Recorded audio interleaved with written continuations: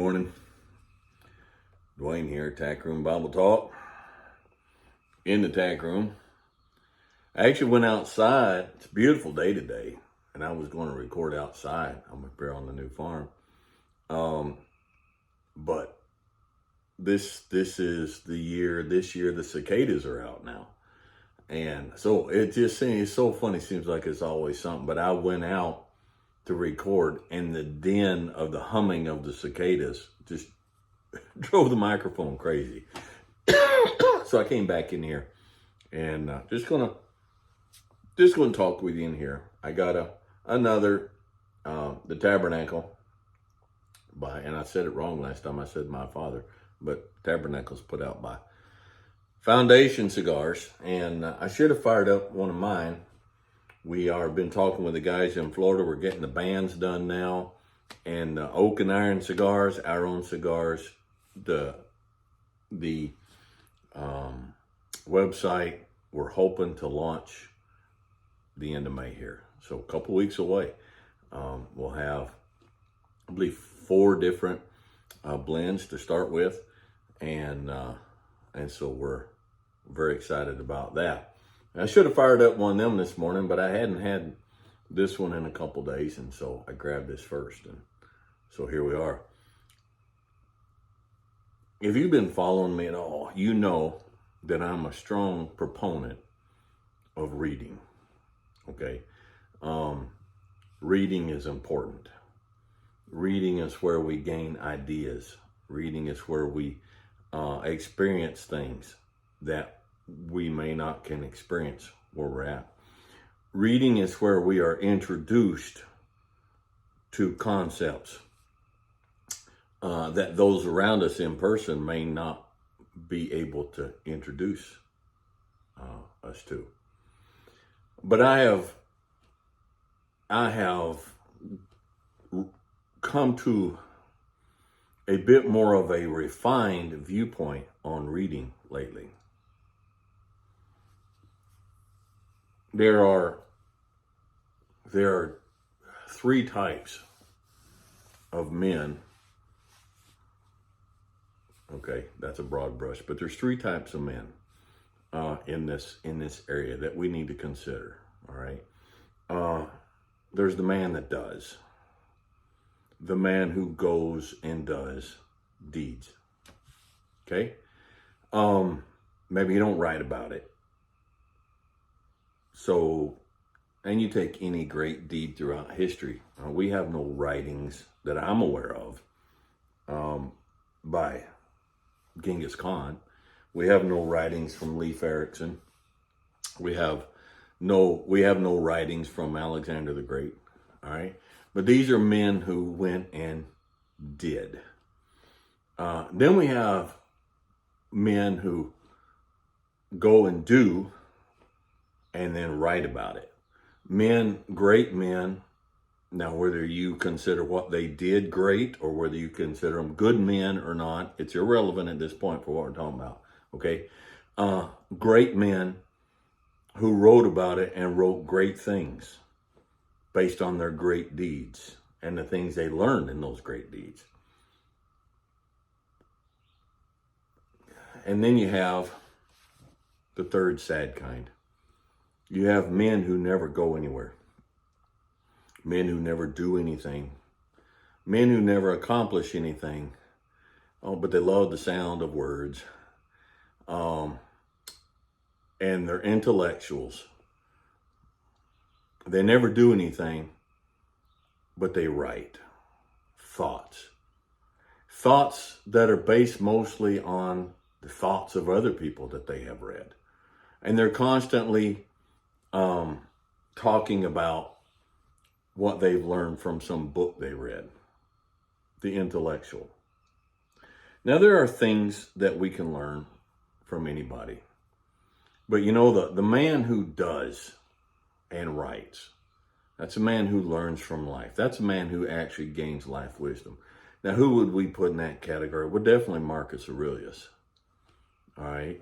Would I consider Marcus Aurelius a good moral man based on what I've read of him in history? No, I would not. But that does not mean he wasn't a good man. And that does not mean that he didn't have a lot of truth and understanding in a lot of areas. But the things that he came up with wasn't just from reading. He lived life. He built things. Some of it, he built it brutally. But he wasn't a soft intellectual sitting in chair just thinking thoughts and spend his whole existence propagating thoughts that he got from other thinking men. Okay? Teddy Roosevelt. I have several books by Teddy Roosevelt. The man was a tremendous doer. And he was a tremendous writer. And his writings are worth reading. I respect him because he did and he wrote. George Washington Carver did and he wrote. You ought to read his book. I've got a copy of it here. Tour of the Prairies, I think. Tour on the Prairies. Fantastic book. But he didn't write that book sitting in a chair, drinking bourbon, dreaming up stuff he had gotten from another book. He went out and he actually did stuff and learned from it and thought about it and cogitated and understood and then put on paper his experience and his thoughts. Those are the men. Those are the men that we should read and we should follow. Now, when I say follow, let me back up. We should read, but then we should judge everything they write because all men are fallible and all men's writings are fallible. There are things that I read. I have a Teddy Roosevelt book here. What is it? Well, it's on the other end. Outdoorsman. He's got a couple of chapters in there. I'm like, that's not right. He really missed the boat on that. But he's got a lot of tremendous stuff. And his tremendous stuff comes from actually going out and lived. Okay? So he lived. Winston Churchill. Somehow today it's popular in our culture to turn Winston Churchill into a bad guy. Winston Churchill was a great man who accomplished great things. And his writings are worth reading because he did stuff and he wrote about it. Now, we lose a great deal from the great men who do great things and then didn't pass it on, didn't write about it. And so all we get about them is history written by somebody else, and that's always colored by somebody else's viewpoint. All right? But when you read, you take poetry. I love poetry, you know that. Okay? And some of my favorite poet, of course, is Longfellow. But I love Kipling. Read Kipling's life. Kipling went and did. Robert Service went and did. I really like Jack London. I like stuff that's not mainstream of Jack London's better than I do his mainstream. Everybody knows White Fang, you know. Everybody knows, not everybody, you know, people know, what was it, Captain's Courageous, but he's got some short stories that are absolutely just mind-blowing to me. But that is a man who went and lived life.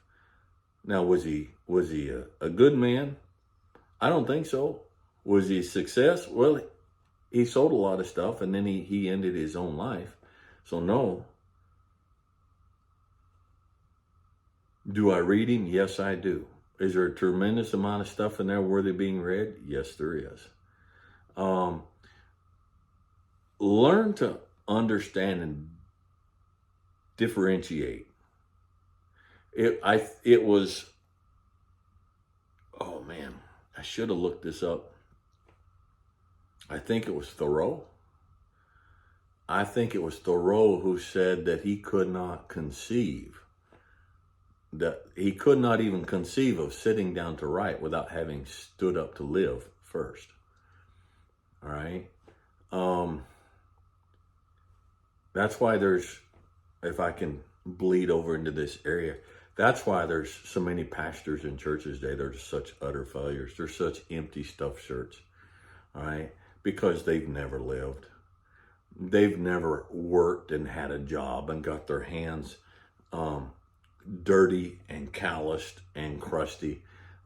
They've never been out in the gutter with fellow men just trying to survive. They've never dealt with stuff. They were intellectuals from the start, and they grew up religious or became religious by whatever means, and they found a way to make a living with books and with words and in air conditioning and without having to get sweaty, without having to get dirty, without having to get calluses on their hands, without having to live. So these men are words without life. There's no breath of life in the words of a man who speaks, who's never had his nose bloodied, who's never gone out and faced the reality that's out there. You can't write about facing the wild if you've never been in the wild. You can't do it honestly. There's no spirit of truth, no spirit of life in that. Unless you've been out there face to face with death in the wild, you got no business writing about it. If you want to write about it, you're perfectly fine. But you certainly can't expect us, the readers, to take it and take it serious. Can't take it serious. It's the same with intellectualism. Be aware of the man whose intellect and study comes from studying other intellect. Okay? Intellect for intellect's sake is a crutch for laziness. It's a crutch for fear. It's a crutch for cowardice. It's a crutch for not having the guts to go out there and face the reality that a lot of men face every day. No, I'd rather just sit here and read a book and talk about it. It's safer that way. It's easier that way. I sound much better that way. Intellectualism, fellas, listen to me. Intellectualism, for the sake of intellectualism, is a crutch to mask laziness and fear. We want to read. Okay? We want to read. We want to learn. We want to study. But we want to study the words of men whose life is worth studying. Now, I read Marcus Aurelius. I read Meditations, and I go through there, and I'm like, this is wrong. This is wrong. He's lived life, but I have lived life too. And I go through and I read something, and I'm like, this is incredibly deep and important right here. This is a truth that he learned the hard way, that came upon him. And I could not have expressed it that well, even to myself. He has expressed that in a way that I have not been able to express to myself, because he has stood up to live before he sat down to write. Okay? So as we read and as we study, we need to set aside those who are just intellectuals' sake,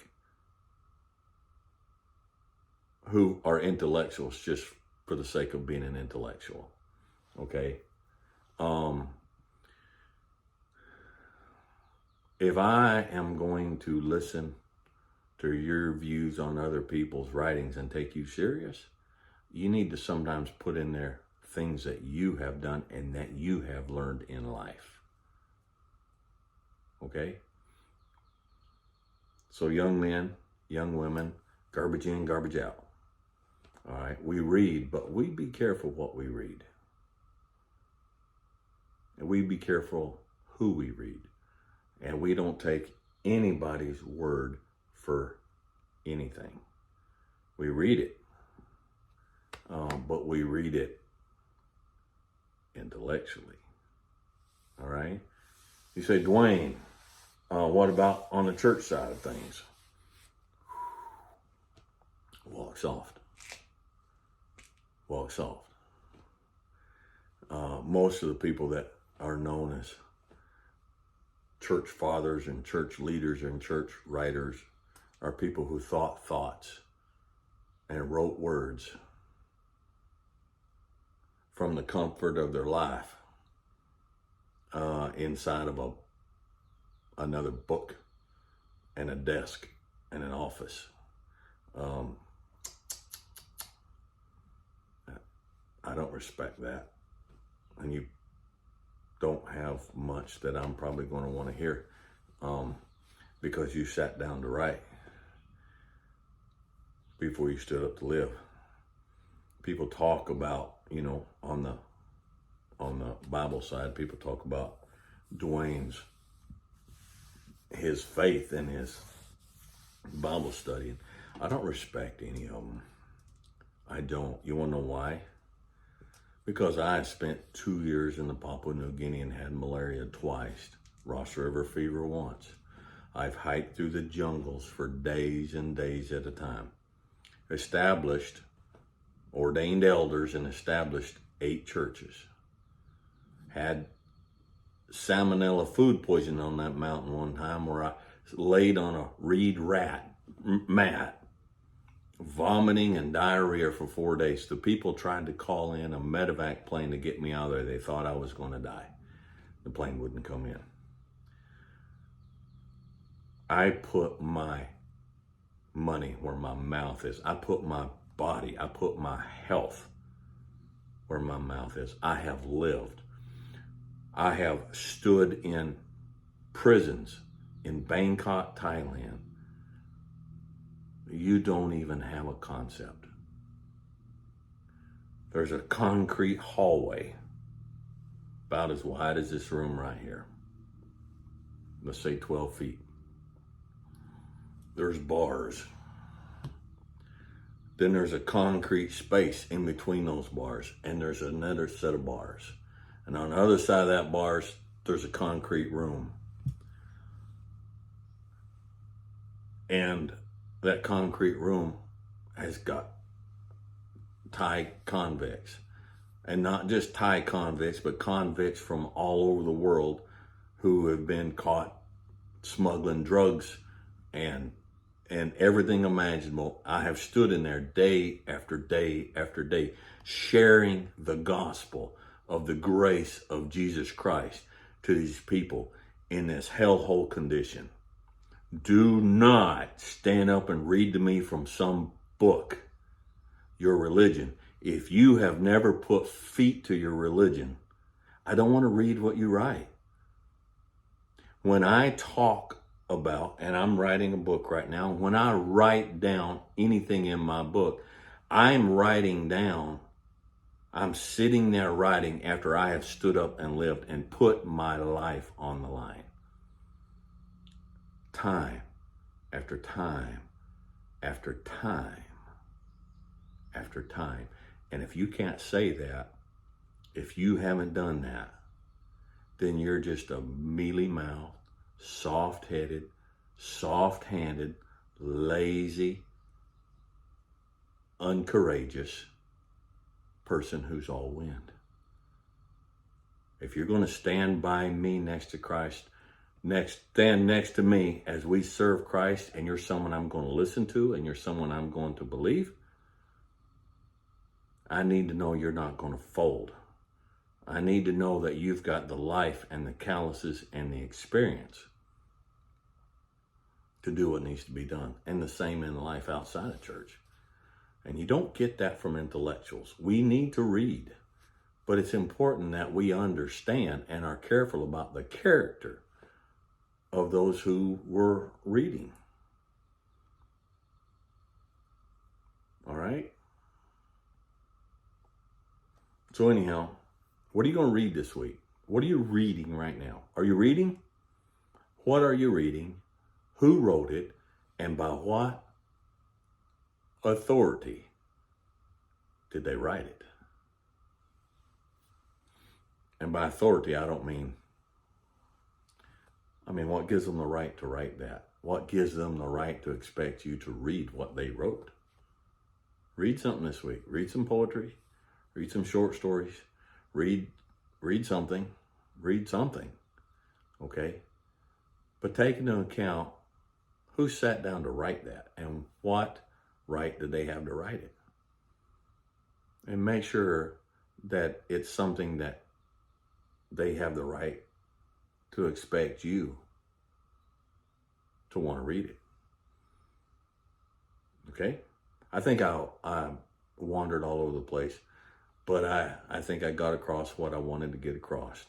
Okay? Men, you want to be a man? You want to learn how to be a good man, an intelligent man, a smart man from reading? You read those kind of men. Because you're wanting to learn how to live life. And you're wanting to learn how to live life in time of adversity. In time of doing deeds. We are at a time today where men don't do deeds anymore. They don't do deeds. They work out in the gym. They make a lot of money and they run their mouth, but they don't do deeds. We've lost that. Determine that you're going to be a man who does deeds, who goes out and changes the world, who does things. And then read men who have done that, men who are actually have some depth and some meat to them. Learn from them, both right and wrong, and the good and the bad. Do deeds. Read books of men who did deeds. And cast the dusty intellectual into the bin where he belongs. Because he's made no difference in the world, in real life. So don't waste your time. All right? So I'm going to stop now. And hope you guys have a good day. And we'll catch you next time.